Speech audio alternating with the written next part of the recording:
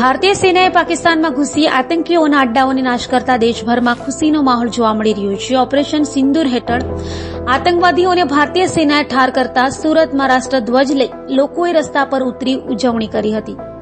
જમ્મુ કાશ્મીરના પહેલગામ ખાતે આતંકીઓ દ્વારા કરાયેલા હુમલામાં નિર્દોષો શહીદ થયા હતા। તેનો બદલો ભારતીય સેનાએ પાકિસ્તાનમાં ઘૂસી આતંકીઓના ઠેકાણાઓ પર હુમલો કરી લઈ લેતા દેશભરમાં ખુશીનો માહોલ જોવા મળી રહ્યો છે। ભારતીય સેના દ્વારા ઓપરેશન સિંદૂર હેઠળ આતંકવાદીઓને ઠાર કર્યા હતા, જેને લઈ સુરત નવી સિવિલના જમ્મુ કાશ્મીરના વિદ્યાર્થીઓમાં ખુશી જોવા મળી હતી। સેનાની કાર્યવાહી અંગે જમ્મુ કાશ્મીરના વિદ્યાર્થીઓ દ્વારા ધ્વજ લઈ ભારત માતાના નારા લગાવ્યા હતા। ભારતનો રાષ્ટ્રધ્વજ લઈ જિંદાબાદના નારા લગાવ્યા હતા। તો સાથે સુરત નવી સિવિલના નર્સિંગ સ્ટાફ દ્વારા ખુશી વ્યક્ત કરાઈ હતી। आपका नाम? Iqbal Kadiwala, nursing association. भारत माता की जय, वंदे मातरम। હું ભારતીય સેના અને ભારત સરકારને ખૂબ ખૂબ અભિનંદન આપું છું। સમગ્ર દેશ ખુશીથી ઝૂમી ઉઠ્યો છે। ઓપરેશન સિંદૂર ભારતીય સેનાએ સફળ બનાવ્યું છે। આતંકવાદીઓના 9 કેમ્પોનો ખતમો બોલાયો છે। અમે ભારતીય સેના પર વિશ્વાસ છે, ભારત સરકાર પર વિશ્વાસ છે। હું તો જવાબ જરૂર આપ્યો છે, હજુ પણ આપશે। પાકિસ્તાન સામે આંખ ઊંચી, જે પાકિસ્તાનીઓ જે છે, જે આંખ ઊંચી કરે છે ભારત સામે, એમની આંખ પણ કાઢી લેવામાં આવશે। એ પ્રકારનું ભારતીય સેનાએ જોરદાર જવાબ આપ્યો છે। જમ્મુ કાશ્મીરના વિદ્યાર્થીઓ નર્સિંગ કોલેજ ખાતે અભ્યાસ કરે છે।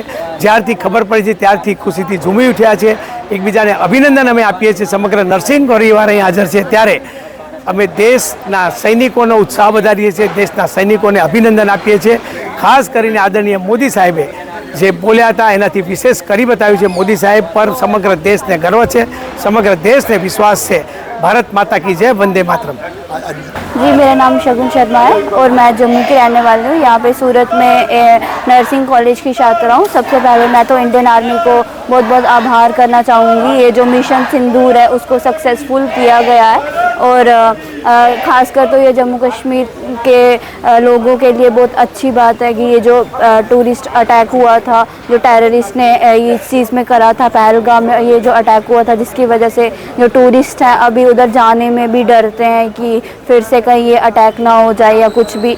जो रात में बोला था कि 7 मई को जो है वो ड्रिल के लिए बोला गया था मोदी जी ने, लेकिन उससे पहले ही सीक्रेट मिशन जो है वो सक्सेसफुल करके 9 कैंप को जो है वो उड़ा दिया गया है पाकिस्तान वालों के। इस चीज़ के लिए मैं बहुत बहुत आभार हूँ। उन्होंने धर्म पूछ के मारा था और हम इस चीज़ में धर्म बता के उनको मारेंगे। उन्होंने ये चीज़ बोली थी टेररिस्ट ने कि तुम जाके अपने मोदी को बोलो, और मोदी जी ने ये चीज़ करके ही दिखाई है।